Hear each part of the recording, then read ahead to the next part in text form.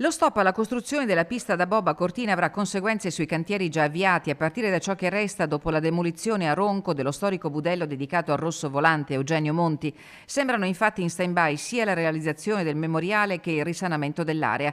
L'amministrazione comunale di Cortina, per bocca del suo primo cittadino Gianluca Lorenzi, ha già fatto la voce grossa in questo senso, ma le preoccupazioni più forti sono rivolte alle tempistiche dei cantieri per le opere viarie e olimpiche. In tutto questo a Cortina c'è attesa per l'esito della richiesta perentoria del presidente Zaia di ridistribuire le discipline olimpiche dopo lo schiaffo governativo al bob, allo slittino e allo skeleton. Zaia all'ANSA ha dichiarato: non so dove verrà dislocato l'impianto per i giochi 2026, nessuna comunicazione è stata data ai soci fondatori, si leggono varie ipotesi. Certo che l'eventuale scelta di uscire dal territorio italiano dovrà essere una estrema ratio dovuta a solide motivazioni.